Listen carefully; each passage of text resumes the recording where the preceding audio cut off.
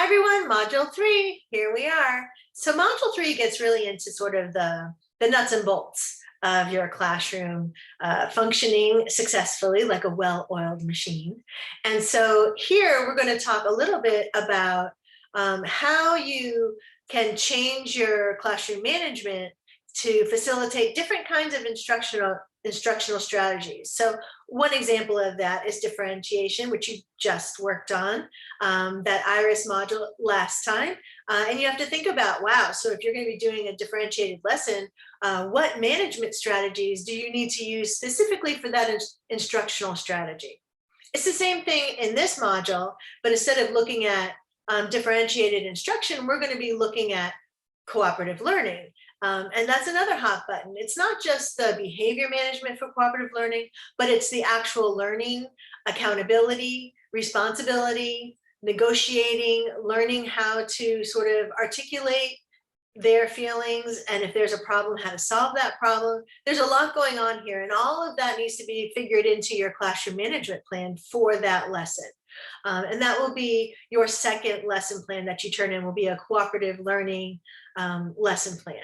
So attend to that chapter. You're also going to be doing the IRIS module this week again, and it's all about RTI. So you may use RTI at your school. It's very, very popular. I felt like it was something important for you to know about because for a job interview, you might be asked about RTI. So RTI is response to intervention. And this is when a student is struggling rather than giving up on them or just flopping them over into special ed. This is sort of the safety net for your students. It's a 3-tiered program. It involves parents and other teachers in the school, community leaders. It's a really supportive and wonderful way to help students who are struggling in your class. So attend to that module from IRIS. You're going to turn in 2 more parts of your classroom management plan. One is going to be your routines and procedures. Again, be thoughtful about this. Make sure that they are aligned with your philosophy. So if your philosophy is sort of that, we share power in the classroom and, students have a voice in my classroom. So think about how routines and procedures will pan out with that philosophy. So that's really important to think about.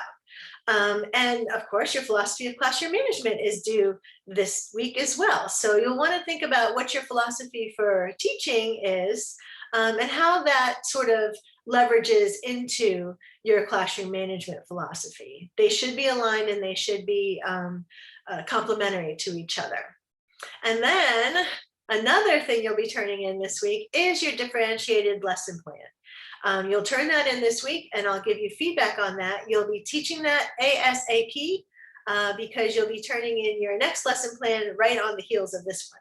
So make sure that you get that in on time. And if you have any questions at all, remember there are lots of details and resources in the assignment, all the assignments. And if you still have questions, you can always contact me. I'm happy to give you more details or give you more resources. So have a wonderful week.